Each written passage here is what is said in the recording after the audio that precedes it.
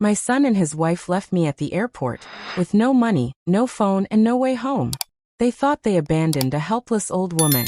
But what they didn't know is that I was headed to meet someone who would change their lives forever. I stood in the middle of the crowded airport, clutching my small handbag as people rushed past me, their laughter echoing in my ears. My son Michael and his wife Clara had just driven away. I could still see their car's taillights fading into the distance through the glass doors. I had no money, no phone, and no idea what to do next. My heart pounded in my chest as the cold realization sank in. They had left me here on purpose. But what they didn't know was this. I wasn't as helpless as they thought. Because at that very moment, a black car was pulling up just outside the terminal. Inside that car sat a man I hadn't seen in 40 years, a man who could change everything. And as I walked toward that car, holding back my tears, I whispered to myself, they're about to learn a lesson they'll never forget. Earlier that morning, everything had seemed normal. Michael had called me, saying they wanted to take me on a short trip to the city to visit their new house. I was thrilled. As a mother, all I ever wanted was to feel included. I had packed my small suitcase, put on my best scarf, and waited at the gate, smiling as their car pulled up. "Mom, you look lovely," Clara said with a forced smile. Her words were sweet, but her eyes said otherwise. I ignored it. I wanted peace. I didn't want to argue. The ride to the airport was long and quiet. Michael played loud music, and Clara kept scrolling through her phone. I tried to make small talk, asking about their jobs, their new home, and even if they'd thought about giving me grandkids, but every question felt like a stone thrown into a deep, empty well. When we arrived at the airport, Michael turned off the engine and said, "Mom, we have a little surprise for you. You're going on a trip." I blinked, confused. A trip? To where? "Don't worry," Clara said, smiling coldly. "It's somewhere nice." Before I could say another word, they handed me a small envelope and told me to go inside and wait while they parked the car. I watched them drive off, thinking maybe they were just teasing me. I walked into the airport, clutching the envelope. When I opened it, my heart sank. It was empty. Not even a note. Minutes turned into hours. My legs began to ache, and my throat went dry. I checked every corner, hoping to see their faces return with laughter, saying it was just a prank. But they never came back. I sat on a metal bench, staring at the floor as the realization struck me like thunder. My own son had abandoned me. You see, I wasn't always this quiet, gray-haired woman in a floral scarf. Years ago, I was a hard-working nurse who raised Michael alone after his father left. I worked double shifts, skipped meals, and sold my jewelry just to pay for his college. And yet, as soon as he married Clara, everything changed. Clara had never liked me. She thought I was old-fashioned. She said I meddled too much. So slowly Michael began to pull away. Fewer visits, fewer calls, and eventually silence. Until that morning, when I thought maybe he wanted to reconnect. But as I sat there, abandoned and humiliated, I realized they didn't want to reconnect. They wanted to get rid of me. I wiped my tears, forcing myself to stand. My knees trembled, but I refused to collapse. That's when a gentle voice spoke from behind me. "Ma'am, are you all right?" I turned to see a young airport worker, maybe in his 20s, wearing a blue vest and kind eyes. "You've been sitting here for a while. Do you need help?" I tried to smile. "No, vive. I'm fine. My son just forgot something." He frowned, clearly not believing me. "Would you like me to call someone for you?" That question hit hard. I had no one to call. No friends nearby. My sister lived across the country. And my phone, it was in the glove compartment of Michael's car. I shook my head. "No, thank you. I'll be fine." As he walked away, I turned my face to the glass wall of the terminal. Outside, the sky was turning gray, heavy with rain. I felt so small, like the world had forgotten me. But that's when I remembered something. A small detail that even I had forgotten until that moment. Inside my handbag, tucked behind my ID card, was a folded piece of paper with a phone number written in neat handwriting. It was from an old friend, someone I hadn't spoken to in years. His name was James Carter. James had once been more than a friend. Before my husband came into the picture, James and I had planned a future together. But life had pulled us apart. A few months ago, I had received a letter from him, saying he'd never stop thinking about me and wanted to meet if I was ever in the city. I never planned to call him. But now, I had no one else. I walked to the nearest payphone, my hands trembling as I dialed the number. It rang twice before a deep, familiar voice answered. "Hello, James," I whispered. It's Elizabeth." There was silence for a moment, and then a warm, shocked laugh.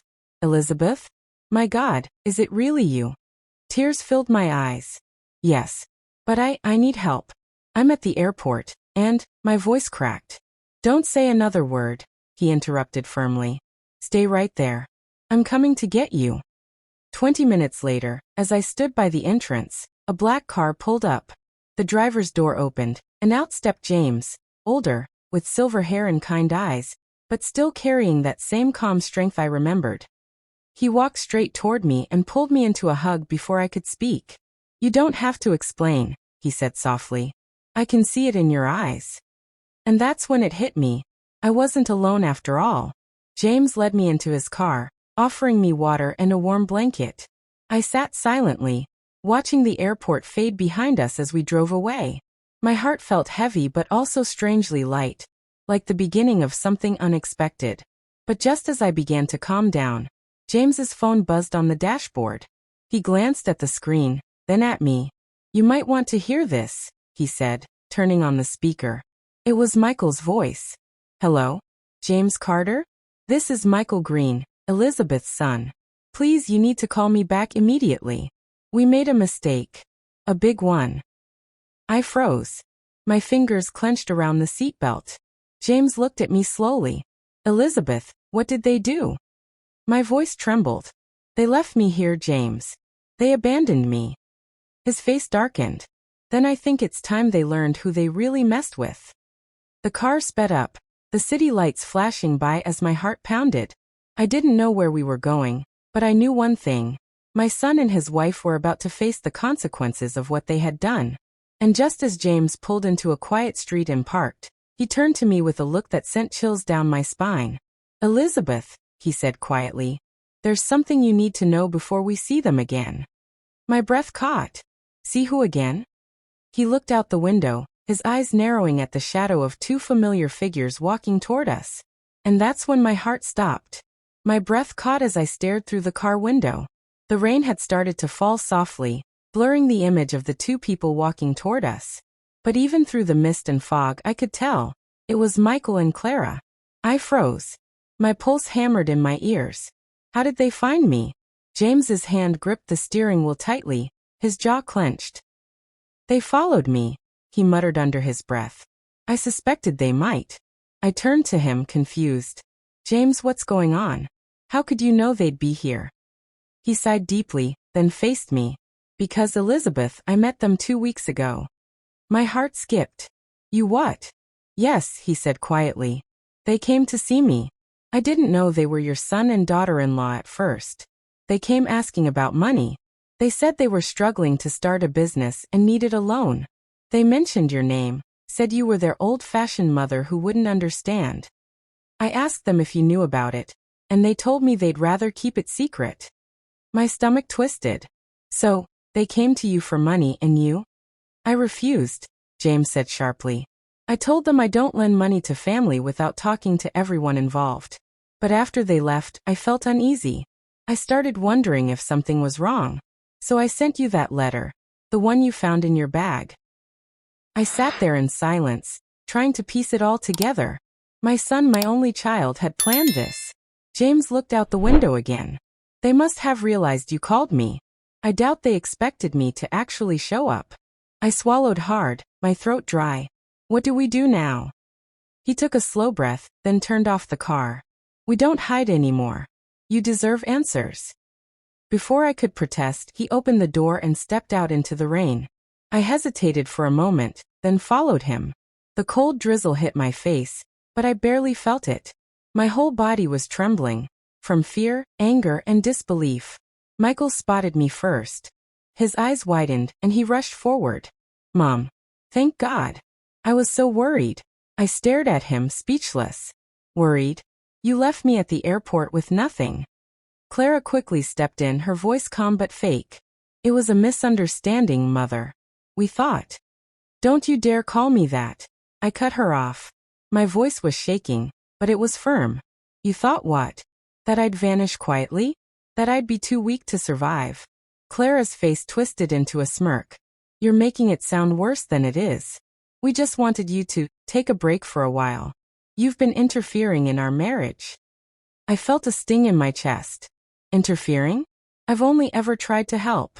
Michael looked away, guilt flickering in his eyes. Mom, please. Let's talk about this somewhere else. People are staring. But before I could reply, James stepped between us. No, Michael. You're going to talk right here. You and your wife left your mother stranded, penniless, in a public place. You humiliated her. Michael's eyes narrowed. And who are you to speak to me like that? James's voice turned cold. Someone who knows exactly what you two tried to do. Clara scoffed. Oh please. You think you're some kind of hero? Stay out of family business, old man. But James didn't flinch. Funny thing, he said calmly. When you two came to my office asking for a loan, you said you had no family who could support you. You lied. You hid your connection to Elizabeth, the same woman you abandoned today. Clara's face paled. Michael stammered. We didn't mean. Enough. I shouted, my voice echoing across the parking lot. Do you have any idea how cruel that was? You left me like a stray dog. Rain poured harder now, washing over my face, mixing with the tears I couldn't hold back. For a moment, all three of us stood in silence, the air thick with tension. Then out of nowhere, Clara stepped closer, her voice lowering into a sneer. You always act like some saint. Maybe now you'll realize the world doesn't revolve around you. We're done being treated like children. Her words cut deep. I opened my mouth to reply, but before I could, a loud voice shouted from behind. Elizabeth. We all turned. A tall man in a black coat was rushing toward us, waving his hands. It was Detective Harris, an old friend of James's. I recognized him immediately. He reached us, slightly out of breath. James, he said quickly, we have a situation. James frowned. What situation? The detective pulled out his phone and showed him something on the screen. Security footage from the airport. You were right. She wasn't just abandoned. Someone tried to use her name and ID to buy a plane ticket to transfer funds overseas. There's an investigation now. My blood ran cold. What? Someone used my name? The detective nodded. Yes, ma'am. The transaction was blocked, but whoever did it tried to move $20,000 under your identity. Clara's face went white. Michael's hands started to shake. James turned slowly to them. Would either of you like to explain that? Clara stuttered. We don't know anything about that. But her voice quivered. Michael tried to speak, but his lips trembled too hard. I took a step forward, anger rising in me like fire. So that's why you left me there. You wanted me to disappear, so no one would question the transaction. Michael covered his face. Mom, I didn't. It was Clara's idea. Michael. Clara shouted, eyes wide. How dare you? But it was too late. The detective already had his phone out. You both need to come with me for questioning. Now. Clara screamed. This is ridiculous. We didn't do anything wrong. James crossed his arms. You did plenty wrong. You betrayed your own mother. As the detective led them away, I stood frozen. Watching my son being handcuffed was like watching my heart break all over again. I wanted to scream, to cry, to run, but I couldn't move. James stepped closer and placed a comforting hand on my shoulder. Elizabeth, I'm sorry you had to see this. I wiped my tears. I don't even know what to feel. Anger? Shame? Maybe both. He nodded slowly. Sometimes the people we love most are the ones who hurt us deepest. But you're stronger than you think. I took a shaky breath, trying to steady my heart. The police car's red lights flashed in the rain, disappearing into the distance. The silence that followed was deafening. Then James turned to me, his expression unreadable. Elizabeth, you should come with me. There's something more you need to know, About your husband's old account. I frowned. My husband? But he's been gone for 20 years. James looked at me seriously. That's what I thought too. Until last month, when I discovered something in his name. My heart began to race again. What do you mean?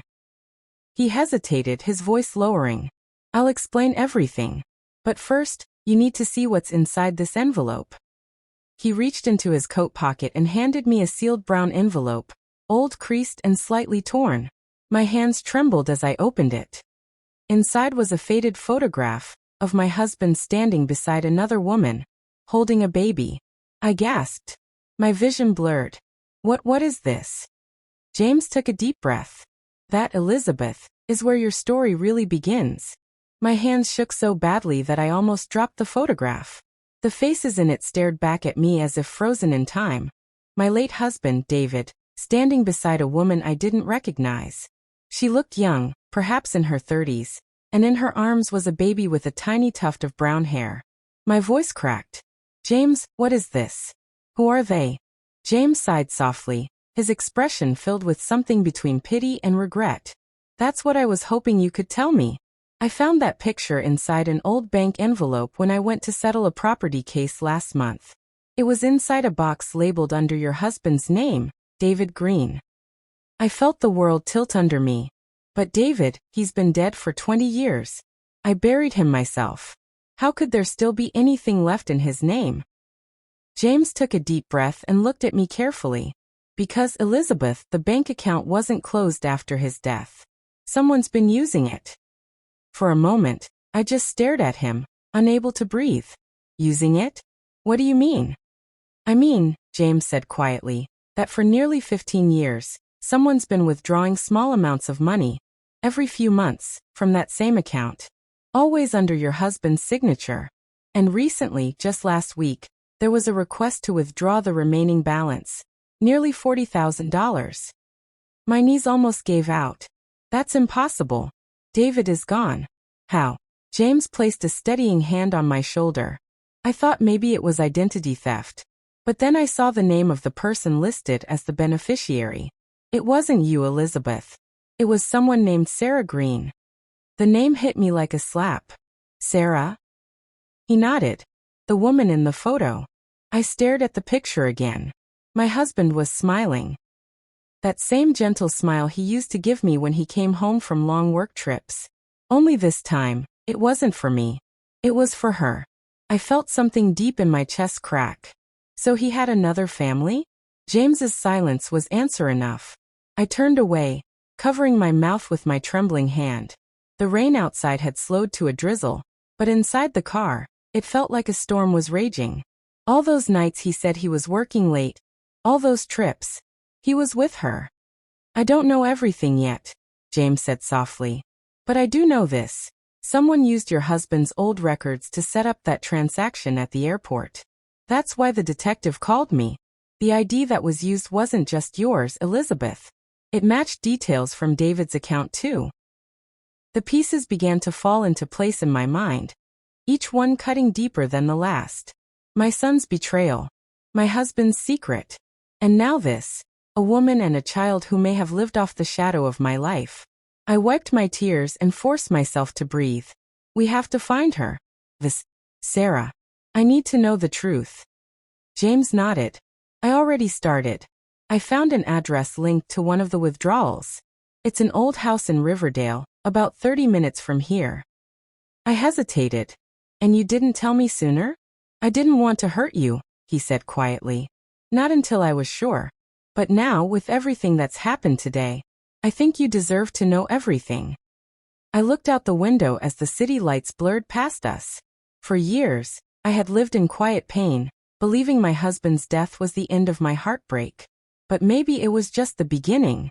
We drove in silence, the road winding through darker streets until we reached a small neighborhood of old brick houses. James slowed the car and pointed. There. Number 14. The house looked quiet, a little rundown, with overgrown hedges and a flickering porch light. My stomach churned as I stared at it. So she lived here all this time? James parked a little away and turned off the engine. Do you want to go in alone? I shook my head. No. Stay close. We stepped out into the damp air. Every step toward that door felt heavier than the last. I raised my hand to knock, but before I could, the door creaked open on its own. A young woman stood there, maybe in her late 20s. Her eyes widened as she saw me, then flicked nervously toward James. Can I help you? I hesitated. My name is Elizabeth Green. I think you might know someone I used to know. She frowned slightly. Green? That was my grandfather's name. My heart skipped. Your grandfather? Yes, she said slowly. David Green. He passed away years ago.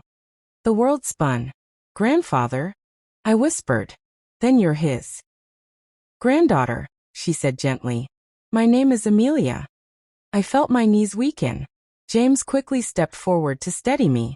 Elizabeth, breathe, he murmured. I clung to his arm, staring at the young woman who shared the same hazel eyes as my late husband. Your grandmother. Is her name Sarah? Amelia nodded, though her expression turned sad. Yes. She died 5 years ago. I felt a strange mix of grief and relief. She's gone. Amelia nodded again. She used to talk about a woman named Elizabeth. Said she always regretted the way things happened, but that it wasn't her fault. Tears filled my eyes. She knew about me? Yes, Amelia said softly. She said David was married before, but he told her the marriage was over. She didn't know he lied until much later. I staggered back, trying to take it all in. So my husband had built a second life on lies. And yet, somehow, both of us had been victims. James placed a gentle hand on my shoulder. Elizabeth, there's something else you need to hear. Amelia hesitated, then disappeared inside the house for a moment. When she returned, she held an old box wrapped in faded blue cloth. My grandmother told me to give this to you, if you ever came. My heart pounded as I accepted the box. My fingers shook as I lifted the lid. Inside were letters, dozens of them, all addressed to me. I gasped. They're from David. James leaned closer. What do they say? I opened one and read the first lines out loud. My dearest Elizabeth, if you ever find these letters, it means I never got the chance to explain. There are things I did that I can't undo, but please believe me, I never stopped loving you. The truth is, Sarah and I met when I was already sick. I didn't want to burden you with the truth of what was coming. I couldn't finish. The letters slipped from my hands as I broke down, the tears pouring freely now. James knelt beside me, his voice calm but firm. He wasn't perfect, Elizabeth. But maybe he did love you, even through his mistakes. I looked at him through the blur of my tears. Then why did he lie to me? Why did he leave me to raise our son alone? Before James could answer, a sharp knock sounded on the door behind us. We turned to see Detective Harris standing there again, his coat soaked from the rain. His expression was grave. Mrs. Green, he said. I didn't mean to interrupt, but we have a problem. Your son and daughter-in-law escaped custody. The words hit me like lightning. What? He nodded grimly. They slipped away during transfer. And based on what we just found, they might be heading here. Amelia gasped. James's eyes hardened. Then we don't have much time. I clutched the letters to my chest, fear surging through me once again. Why would they come here? The detective's voice dropped low. Because Elizabeth, your husband's hidden account wasn't the only thing tied to this address. He paused, locking eyes with me. There's a second will. And your name is on it. For a moment no one spoke. The only sound was the rain tapping against the windows, steady and cold. My fingers tightened around the stack of letters in my lap as Detective Harris's words echoed in my head. A second will. My name on it. And my son and his wife were on their way here. James stood up quickly. Detective, how far away are they? 15, maybe 20 minutes at most, Harris said grimly. They took a car from the station parking lot before anyone noticed. The plates were traced heading this direction. Amelia looked terrified. Why would they come here? Harris exchanged a look with James. Because, young lady, if they've been stealing from Elizabeth, they probably know this house is tied to her late husband's account. And if there's a second will, that means there's still something valuable left. I swallowed hard, my heart pounding. Valuable. James turned to me. Elizabeth, that second will might contain the remaining estate David hid. Money, property, maybe even investments. It could be worth a lot. That's why they won't stop until they find it. I felt dizzy. All this because of greed. Because of greed, James said softly. The detective stepped closer. We need to get you to safety. I'll call for backup. But before he could reach for his radio, Amelia suddenly gasped and pointed toward the window. Look! Two headlights appeared through the rain, cutting across the driveway. A black SUV rolled to a stop right outside the house. My breath caught. They're here, I whispered. James grabbed my hand. Stay behind me. The front door rattled as heavy footsteps splashed up the porch steps. Clara's voice shouted through the door, sharp and angry. Open up, old woman. We know you're in there. Amelia flinched, backing away. She's going to break the door. James glanced at Harris. Detective. But before he could finish, the door burst open with a loud crack. Michael stood in the doorway, his eyes wild and desperate, rain dripping down his hair. Clara followed close behind, her face twisted with fury. Where is it? Clara shouted, stepping inside without hesitation. Where's the will? I backed up, clutching the letters tighter. You don't know what you're doing. Oh, I know exactly what I'm doing, Clara spat. We found the address in one of your old papers, Mother. You think you can keep everything for yourself after ruining our lives. Ruining your lives? I cried, disbelief washing over me. I gave you everything. I raised you, Michael. I sold my jewelry to send you to college. Michael's jaw trembled. You always controlled me. Always made me feel small. You never trusted me to handle anything. I shook my head, tears filling my eyes. I trusted you with my heart, Michael. And you broke it. Clara shoved past him, her eyes darting around the room. Where is it? That old man has it, doesn't he? She pointed at James. James stood tall, his voice calm but cold. You need to leave before you do something you'll regret. Clara laughed bitterly. Regret? You have no idea what we've lost. We were supposed to start over, with the money from that account. But she had to ruin it all. Harris stepped forward, his badge flashing under the dim light. Enough. You're both under investigation for fraud and identity theft. Don't make this worse. Clara's face twisted with rage. Oh please. That badge doesn't scare me. Then, before anyone could react, she lunged forward and grabbed the envelope from my hands. The letters scattered across the floor like fallen leaves. Clara! I screamed. She ripped open the brown envelope James had given me earlier, searching frantically. Where is it? Where's the will? James reached for her arm, but Michael stepped between them. Stay back, he shouted, his voice trembling. The tension in the room was so thick it felt like time had stopped. Then Clara froze. Slowly, she pulled a folded document from the envelope, her eyes widening. I found it, she whispered. The second will. James's expression hardened. Clara, that belongs to Elizabeth. Give it back. But Clara's hands were already shaking as she skimmed through the pages. Her voice trembled. It says, everything. The remaining estate, the properties, the investments. All of it goes to her. To Elizabeth Green. Her face turned pale. Everything. I stared at her, tears streaming down my cheeks. Because your greed doesn't deserve a reward, Clara. Don't talk to me like that, she snapped, her voice breaking. You think you can take everything while we suffer? Before anyone could stop her, she tore the document in half. No. I screamed, running toward her. James grabbed her wrist, trying to pull the paper away, but it ripped completely down the middle. Amelia gasped. Harris rushed forward, grabbing Michael by the arm as he tried to pull Clara back. You've gone too far, Harris growled. You're coming with me.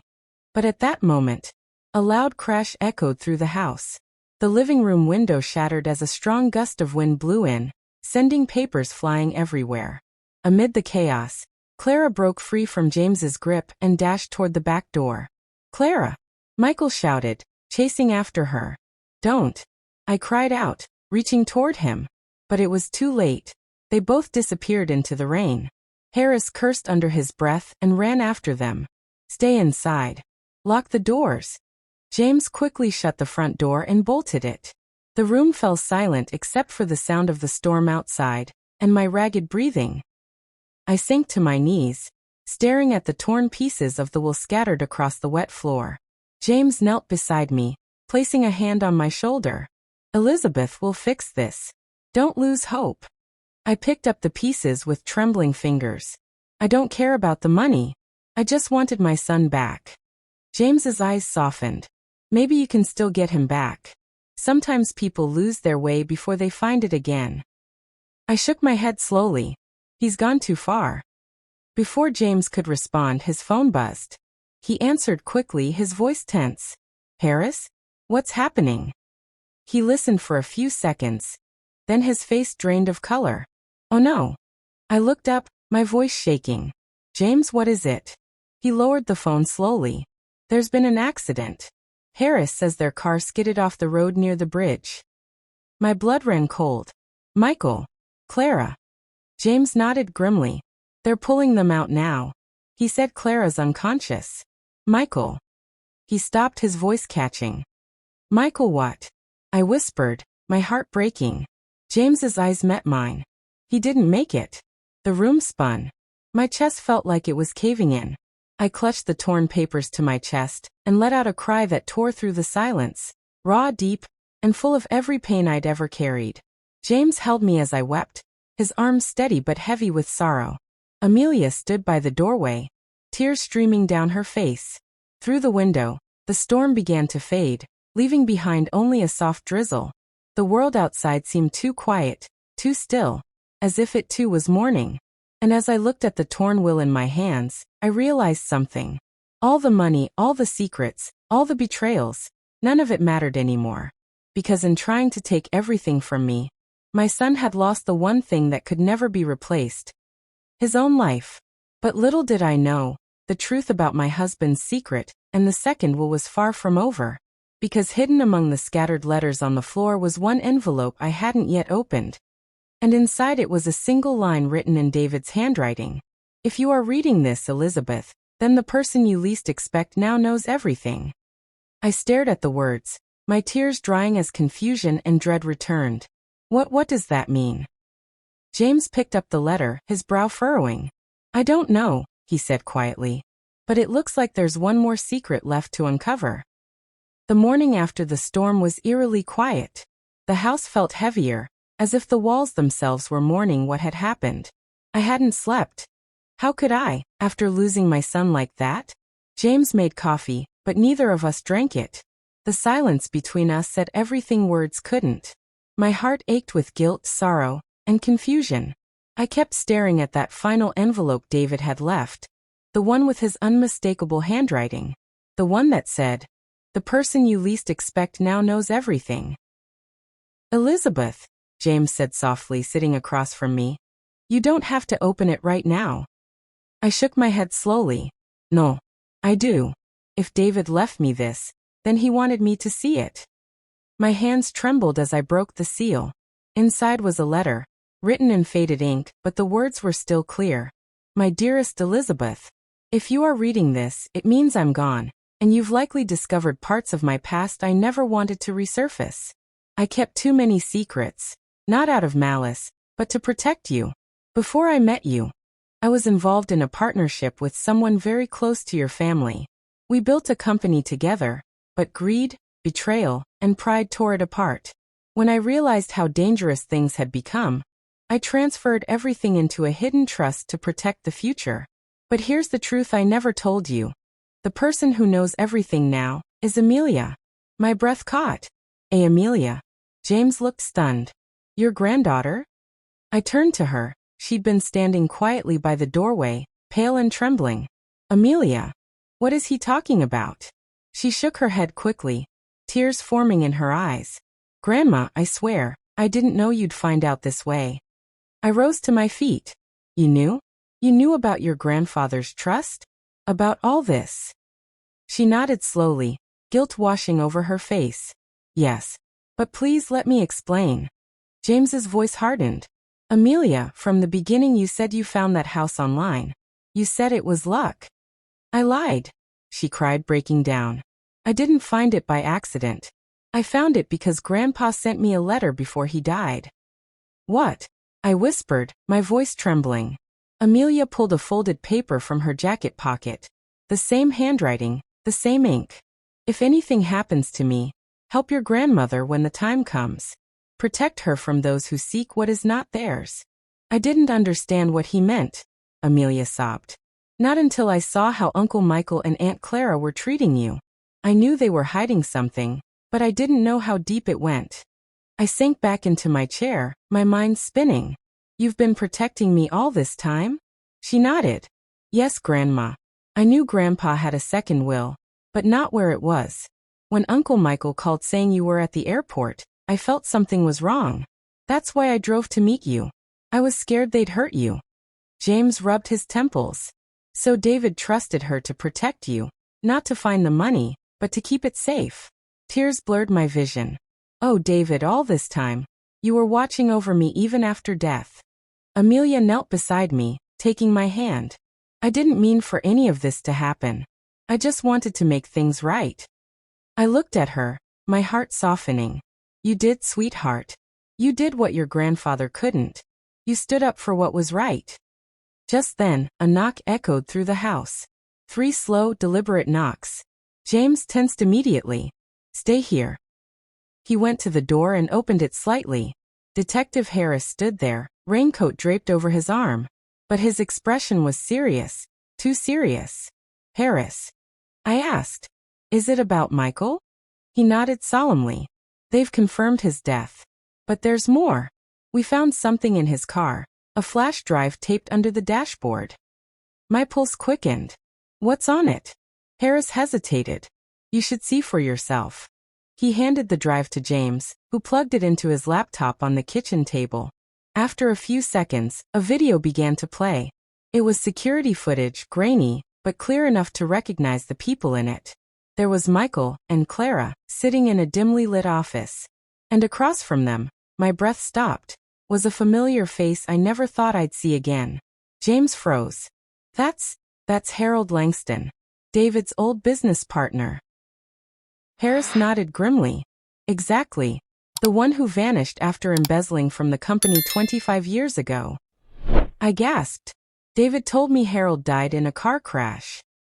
Harris looked at me. He didn't. He faked his death, and it seems your son found him. On the screen, Harold was speaking to Michael and Clara, his tone cold and commanding. The account is still in your father's name, Harold said. But if you bring me the documents and the verification code, I'll make sure we all get what we deserve. Michael nodded. Don't worry. My mother won't even know it's gone. Clara smirked beside him. She's too old to notice. The video ended abruptly. For a moment, no one spoke. Then I whispered. They weren't just after money. They were working for him. James's eyes hardened. And now that Michael's gone, Harold might come looking for the rest. Harris nodded. Exactly. You need to be careful, Elizabeth. He's dangerous. We're reopening his case now that we have proof he's alive. I clutched the locket around my neck, the one David gave me years ago. For the first time, I noticed something strange about it. The back was engraved with tiny letters I'd never seen before. James leaned closer. Wait, those look like coordinates. I stared at it, my heart pounding again. David, what did you leave me this time? Harris frowned. If those are real coordinates, they could lead to where David hid the final trust. I looked out the window at the gray sky, tears falling silently. Then that's where we'll go. James turned to me. Elizabeth.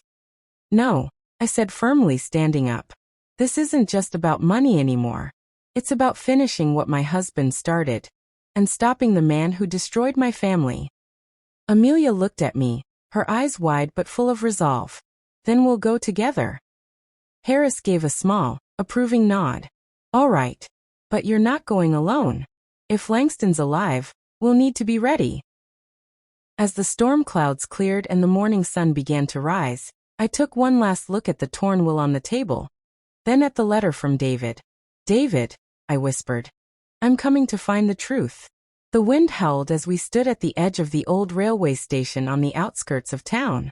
The coordinates from David's locket had led us here, to a place that looked forgotten by time.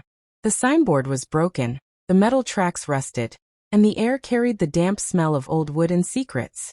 Detective Harris parked the car and stepped out, scanning the area carefully. "This place was shut down 20 years ago," he said, shining his flashlight across the broken platform. "If your husband hid something here, he wanted it to stay hidden." I clutched the locket tightly, its engraved numbers still fresh in my mind. David never did anything without a reason. If he led us here, it's because something important is waiting. James helped me down from the car, and Amelia followed close behind, her eyes darting nervously in the dark. "Grandma, what if this is dangerous? What if that man Harold already knows?" I turned to her, my voice calm but firm. "Then we finish this before he finds us." We followed the coordinates exactly, stepping over broken planks and piles of leaves. The flashlight beam danced across the cracked walls until it landed on something odd. An old maintenance shed with a rusted lock. Harris crouched and examined it. "The lock's new," he said. "Someone's been here recently." My heart thumped hard. "Open it." He picked the lock with practiced hands, and the door creaked open with a sharp groan. Inside, the air was thick with dust. There was a small wooden table, an oil lamp, and a metal box sitting squarely in the center, engraved with the initials DL. "David Langston," James murmured. "Your husband's mark." I stepped closer, my knees weak. "He left this for me." Harris gently lifted the lid. Inside were stacks of papers, legal documents, old photographs, and one small black notebook. On the first page, written in David's handwriting, were the words, "If you are reading this, the truth has finally caught up with the lies I buried." I began to read aloud. "Harold Langston was my partner, my friend, and my betrayer. When he stole from the company, I didn't go to the police. I couldn't. Not after I learned he was connected to powerful men who would hurt my family. So I created a false trail, hid the real documents, and made him believe everything was gone. But the trust remained. And I hid it under a different name, yours, Elizabeth." Tears blurred my sight. He hid it under my name. "The account can only be accessed through the locket I gave you. It contains the code within its design. If you find this, know that everything we built is still safe. But be careful. If Harold ever finds out, he'll stop at nothing to reclaim it." Suddenly, a noise echoed from behind the shed, the sharp crunch of footsteps. Harris turned instantly, flashlight raised. "Someone's here." Amelia gasped, clinging to my arm. "Grandma." Before we could react, the door burst open. A man stepped into the light, tall, gray-haired, his cold eyes glinting like a predator. "Going through old memories, are we?" His voice was gravelly, familiar, and full of hate. Harris drew his gun. "Harold Langston, you're under arrest." Harold smirked. "Detective, put that thing down. You have no idea what you're interfering with." I stepped forward, my voice shaking with both fear and fury. "You destroyed my family. You turned my husband's life into a lie." He sneered. "Your husband was weak. He should have given me what was mine." James clenched his fists. "You stole everything from him." Harold's eyes darted toward me. "And now you're about to give it all back." He raised a small gun from his coat pocket, pointing it directly at me. Amelia screamed, "No." But before Harold could fire, Harris tackled him to the ground. The gun went off, the shot echoing across the empty platform. And sparks flew as it hit the metal wall. The two men struggled violently, grunting, fists flying. "James, get them out of here," Harris shouted. But I couldn't move. Everything was happening too fast. Harold broke free, slamming the detective's arm against the wall, and snatching the locket from my neck. "No," I cried. Harold smirked, backing away. "Finally, after all these years." Just then, a distant sound pierced the night, the low rumble of an approaching train. But this station was supposed to be abandoned. Harris, bleeding from his forehead, staggered to his feet. "Everyone move." The rails began to shake. Lights burst through the fog as an old freight train roared down the track, its horn blaring like thunder. Harold tried to run, clutching the locket, but the loose floorboards gave way. His foot caught in a crack, and before he could free himself, The train slammed through the platform with deafening force. The sound was unbearable. When the dust finally settled, Harold Langston was gone. I fell to my knees, trembling. Amelia ran to me, wrapping her arms around my shoulders. "It's over, Grandma. It's finally over." Harris picked up the locket from the dirt. It was dented but still whole.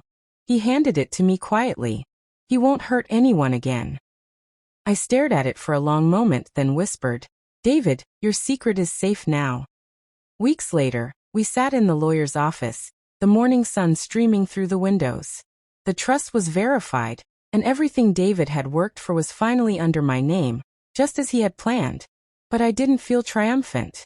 Only peace. "Mrs. Langston," the lawyer said gently, "you're now one of the largest shareholders in your late husband's company. What do you wish to do with it?" I smiled faintly. "I'm giving it all to a foundation, for widows, mothers, and those who've been abandoned like me. Let his legacy help others, not divide them." James nodded proudly, and Amelia squeezed my hand. Outside, the world looked brighter. I took a deep breath, feeling lighter than I had in years. Sometimes, life takes everything from you. Your trust, your family, your peace.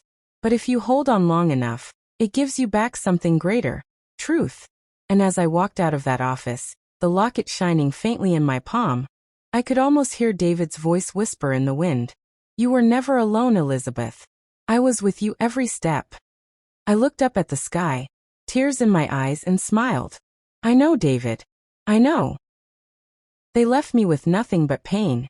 Yet life gave me back everything they tried to take: peace, truth, and strength. If you believe karma never fails, type "karma is real" in the comments. And don't forget to subscribe for more stories that touch the heart.